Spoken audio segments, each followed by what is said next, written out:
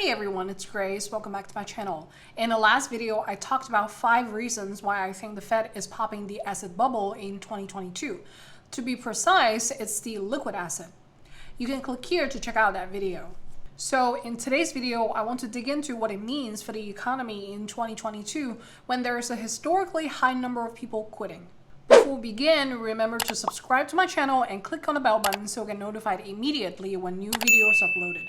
Also, feel free to give this video a thumbs up if you find it useful. The news talked about 4.5 million people quitting last November. And since there are so many people quitting, there is a lack of income source or stability to sustain the economy. But I think this is arriving at a conclusion too soon without breaking down the numbers to see what's behind. So let's take a closer look. According to the Bureau of Labor Statistics, the number of total job separations between employer and employee reached 6.3 million, out of which 4.5 million were people voluntarily quitting. The red bars represent layoffs and discharges, the blue bars represent quits, and the yellow bars represent the other kinds of separations. One interesting observation is that when we compare the gap between the total separation and the number of quits in 2021 versus in the past, you'll see that the gap is smaller than any other month from 2011 till now. Let's just ignore the abnormal spike during the first quarter of 2020 for now. So with the gap closing, we can have a rough idea that more employees are actively quitting instead of being laid off, and employees are having the upper hand than employers for the first time in a very long time. Then let's take a look at a number of factors that can explain why this is the case. The first factor is the transition of population growth in the US for the past decade, which is shaped somewhat like a bell. I'm sure you've learned this in school, but for those of you who are not familiar with the chart, the number in the middle is age and each side represents sex. From 2010 to 2019, we can see that the age of the entire population is moving upwards, which shows that the population on the whole is aging. What's interesting in the chart is that there are roughly 2 age groups that represent the largest groups in the entire population, each averaging 30 and 60. We can also see that at the bottom of the bell, it is very narrow. In emotion, we can also see that the birth rate decreased from 2010 to 2019, which shows that there's not enough births to replenish the population. With this in mind, let's take a look at the retirement numbers. According to the Pew Research Center, the percentage of adults retiring is increasing. The retirement rate of age group 55 to 64 increased from 16.6% to 17.1%. And for the age group 65 to 74, it increased from 64% to 66.9%. The retirement rate of the age group 75 plus increased from 86.3% to 86.7%. So out of all 3 groups, the retirement rate increased the most for the age group 65 to 74. And there's also a spike in the retirement rate from the third quarter of 2019 to 2020 for the age group 55 to 64 and a group 65 to 74. I think this is mainly due to 2 reasons. First, COVID infection rate is higher among older age groups, so older adults retire early to avoid infection. The second reason is that Fed's easy money policy accelerated the growth of home equity. And older adults who are mostly homeowners saw their property values skyrocket, were able to retire early by selling their homes. And then let's go back to the job separation chart for a bit. The orange bars here in the chart represent separations due to retirement, death, disability, and transfers to other locations of the same firm. And a way to calculate retirement is by looking at whether a person collects Social Security benefits or not. But if you look at the orange bars, it stays constant before and after the pandemic. So what if a person simply just quits to retire and does not collect Social Security? Because there's a legal retirement age at 66 that one can start to collect Social Security. And one can also start as early as 62. So say if a person reaches 55 and holds a property with a net equity worth of 300K before the pandemic, and by the end of 2021, the property is now worth 500K. By selling the property, the person can have a net gain of 200K, quit working, and retire by investing the 200K in a financial product that pays every month for the rest of his or her life.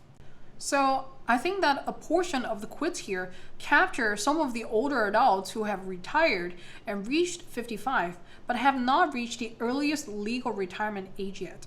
At any rate, the shrinking population and early retirement reduce the size of the labor force, which further tightens supply, which actually benefits employees and the economy. Another factor that has prompted so many quits is that younger adults could build equity easier by trading stocks last year. Considering working on a fixed income job required more time and high inflation basically depreciated fixed salaries and wages. Some of them simply quit their jobs and exit the labor force to trade stocks. Another portion of the quits is comprised of those who are looking for jobs that pay for higher salaries and offer more fringe benefits. They either switch companies or become entrepreneurs to start their own businesses. Either way, most of the people who quit their jobs are financially better off than before. Okay, so now let's continue to discuss how the Fed rate hike affects the economy this year, now that we know more people quitting is actually a sign of economic boom. For those of you who haven't watched the Fed meetings, I'll be talking about the key points related to the content of this video, so you won't miss out on anything.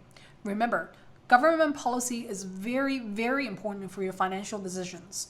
For the news conference this Wednesday, I'll listen to the whole thing again, especially the answers to the media questions regarding the target 2% inflation rate. And if I can use one word to describe the whole conference, it's vague. Well, I think we wrote down rate increases in the December meetings, each of us individually. And I think to the extent the situation deteriorates further, our policy will have to address that. If it deteriorates meaningfully further, either in the time dimension or in the size of the inflation dimension. So that's how we're thinking about it.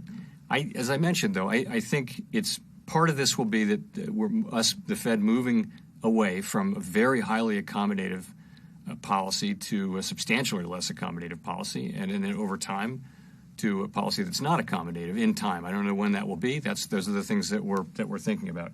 Powell didn't say a clear goal or plan.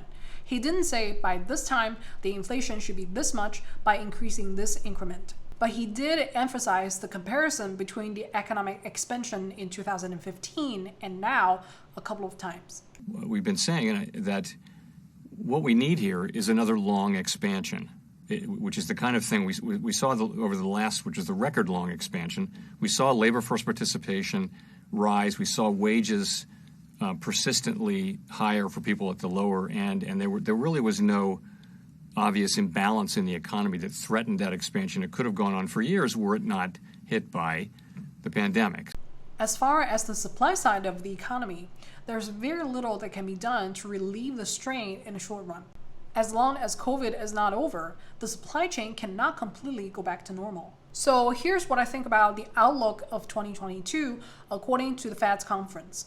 Number one, the Fed wants to extend the 2021 boom for as long as possible. Besides the obvious disadvantages that higher prices cause things to be more expensive and increase the wealth inequality, the supply shortage, labor shortage, and inflation actually work in favor of the economic boom. And I don't think there's a sufficient reason for the Fed to prematurely kill the whole thing.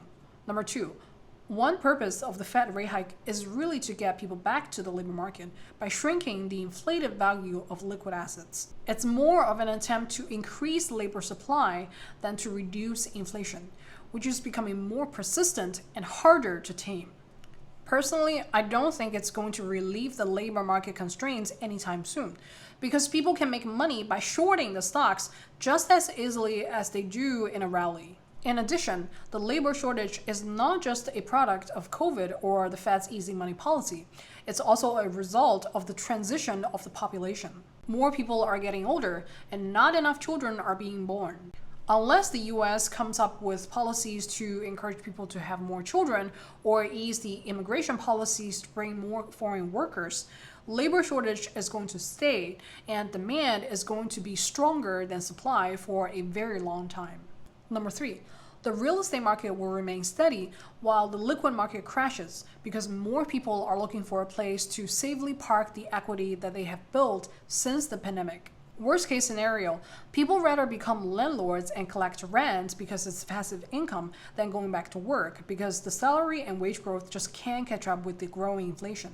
Number 4, there is a catch for the Fed to increase rates and shrink the balance sheet too often too soon. Most of the pension funds, IRA, and other types of retirement funds are bundled in real estate products, such as investing in the real estate itself, investing in REITs, and other products. I recently made a video about the current status of REITs, and you can click here to check out that video. Since the return on real estate depends on home equity and rent, increasing rate and shrinking balance sheet aggressively will bring the housing crash sooner and wipe out the efforts made in the liquid asset market, which means that retirement accounts will suffer loss. It's going to be very bad news for those who invest their pension funds heavily in real estate and those who depend on receiving monthly paycheck from companies who invest in real estate and those who retire early. So I think the rate hike is inevitable, but I don't think the Fed will do anything to jeopardize the real estate market for now, which means that the housing price will stay at the top and stable and rents will steadily increase in 2022. So if you already hold some form of assets, it makes more sense to hold and buy, simply to safely park your money and take advantage of the growing rent. And if you hold little or no assets, it makes more sense to buy later and just keep saving. Another good thing for the real estate participants is that bidding wars are reducing because the liquid market is crashing. So buying property is less of a headache. When it's time to buy, buy. When it's time to sell, sell. It's crucial to follow the tides of the market waves induced by the gravity of the Fed. When it's low tide, go in, grab your fish. When it's high tide, go onshore and avoid drowning. Don't do the opposite and stay onshore or offshore for too long. That's all I'm saying. So for today's video takeaway, here it is. Right now, the Fed's goal is to extend the economic expansion for as long as possible. Inflation will not be tamed in 2022. The Fed will not issue more aggressive policies than is absolutely necessary. And it's also important for you to understand the reasons behind the labor shortage and follow the pace of the monetary policy and take full advantage of the economic outcomes of the policy. For the liquid asset market, 2022 is going to be a bear year. Before the first federal rate hike in March, move your money from the stock market to the real estate market to park it safely. And lastly, sell your stocks. So this is pretty much today's video, and let me know if you have any questions or comments. Again, thank you very much for watching, and I'll see you on the next one.